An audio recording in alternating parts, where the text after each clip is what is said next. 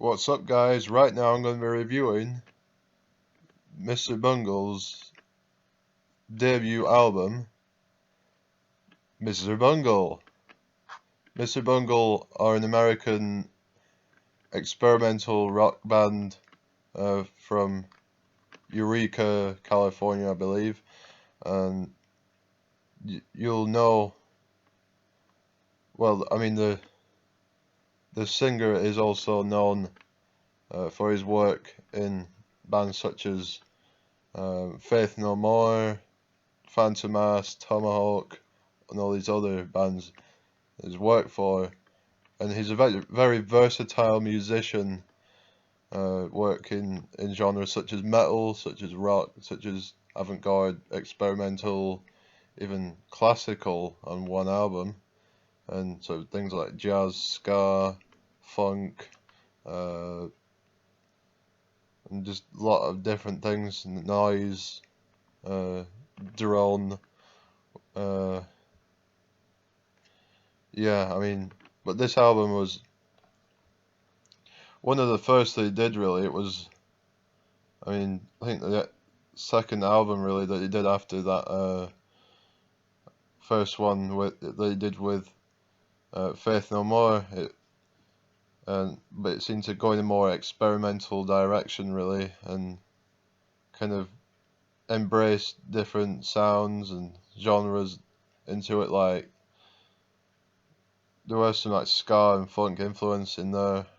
I mean, it did have some of that in Faith No More as well, but they seem to push more and more influences into this and throw in some samples. Like there was even like a video game sample, I think, on Slowly Growing Death, which had this sort of like really funky bass line. It was just very memorable, and then it would sort of shift really dynamically, and it went into this section which just flowed into all these different ideas. It was just absolutely incredible. Just bit of just like a little 10-15 second section or something, which was like, what the? And then songs like, Squeeze Me Macaroni, which is like a really comical song. I mean, they can do those and while still being kind of like kind of weird, and they have this kind of heavier side, and then there's more melodic parts, and then sort of Mike Patton, it's very kind of boundless in terms of like what they can do with the sound and what they can do with different genres, and they can really push them to extreme levels. Song Carousel, which kind of drifts into another idea as well, bit more of that kind of carnival-esque type thing with a bit of ska influence, and yeah, I mean, the song My Ass Is on Fire, which is a little bit more kind of hard-edged, I would say, and when we get towards the end, we get Dead Goon, which is a very long sort of outro song, really. It seems to go on for quite a while. It's probably like more than 10 minutes long, I think. Probably one of the longest songs that this band has done, really, but it just shows that kind of progressive side of them, and it just shows that they have this kind of multi-layered sound, and it's really kind of complex, and really kind of keeps you interested, and goes through all these different sections. And I just like how they keep trying different things out. I mean, well, this band have only made like 3 albums, but the amount of diversity in them is unreal. I mean, obviously it is real, but it's just absolutely crazy. But this is probably thanks to Mike Patton, who is a musical genius considered by some. And yeah, I mean, I just think this is absolutely fantastic album. It's just really quite diverse in the influences, and it's, I don't really know, I keep like repeating myself, I think. but there's lots of notable songs in here. Like, I mean, I forgot to mention the intro track, which, funnily enough, was actually originally titled Travolta. Obviously, about John Travolta. Who, if you don't know who that is, then well, you must have been living under a rock or something, because he's that guy in Greece, yeah, and that Saturday Night Fever thing, whatever, and all these other films that he's done. But obviously the song was about him, and it had his name in the song.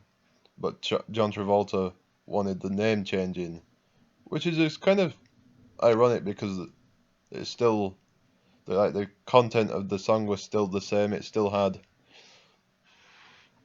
like the name in it, and obviously the reference is still there. So they went under the it went under the name quote unquote, which I thought was quite funny. I mean, but I guess it, like that they just kind of had a laugh with that. I mean, but I guess they kind of may have actually took it more seriously and thought, why is he being like that with us? But I guess that he might have thought that they had no right to do that to him, but it would probably just be an insecure or something. But anyway, I'm waffling on, a bit off topic really, but it's just fun to talk about that really, because yeah, but yeah, I think that's all really. I mean, if you want to, then go ahead and check out my Facebook page. I'll be putting a link in the description. And just let me know what you thought about it in the comments. And yeah, I think I'll probably give this album a 9 out of 10, maybe even a 9.2 out of 10, because it's just really just an awesome piece of work. It's really long. It's like an hour and 13 minutes, which is like, it's a long time to sit through an album, but it really does have a reason to be that long. It's really complex, and it doesn't, because sometimes if an album's like over an hour long, the problem is, so like if it might get boring after 40 or 50 minutes, in that kind of idea might start to get kind of boring and predictable. But this is the opposite, and it keeps you focused the whole time. That's if you like this sort of music anyway. But anyway, like I said, let me know what you guys think, and just let me know how you guys are doing, because yeah, I think I'm done. So I'll see you next time.